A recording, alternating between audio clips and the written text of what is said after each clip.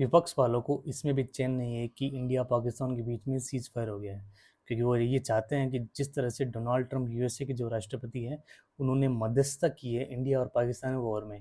हालांकि वो इस चीज़ का क्रेडिट लेना चाहते हैं, लेकिन फिर भी विपक्ष वाले, कांग्रेस वाले ये कह रहे हैं कि मोदी सरकार से हम इस चीज़ की सीज फायर की यानी कि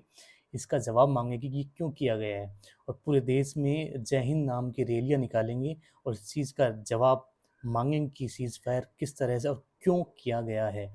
कम से कम पीडीपी की महुआ मुफ्ती इस चीज़ के लिए सही तो है कि मोदी सरकार का वो सपोर्ट कर रही है। वो इसलिए मोदी सरकार नहीं,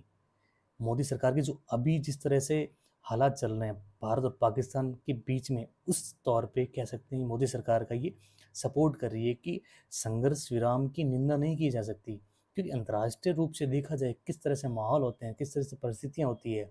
इकोनॉमिक ग्रोथ, इकोनॉमिक डाउन किस तरीके से देखा जाता है। क्योंकि अभी इंडिया इस चीज़ को बहुत अच्छी तरीके से देख रहा है कि इकोनॉमिक ग्रोथ बहुत ज़रूरी है। अगर इंडिया और पाकिस्तान के बीच में अगर वॉर के बीच में फंसे रहे तो इंडिया की इकोनॉमिक ग्रोथ भी नहीं हो पाएगी। और इसमें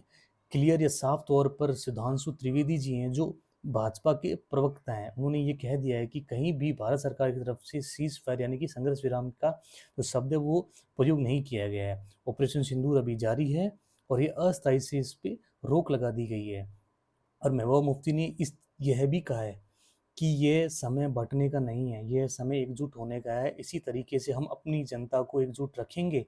तभी इस चीज़ के लिए यानी कि आंतरिक रूप से हम एक सेफ हो पाएँगे। कहीं भी आपने ये देखा होगा कि पहलगाम अटैक के बाद हिंदू-मुस्लिम कहीं भी अटैक नहीं हुए, क्योंकि एकजुट होने का ही फ़ायदा है।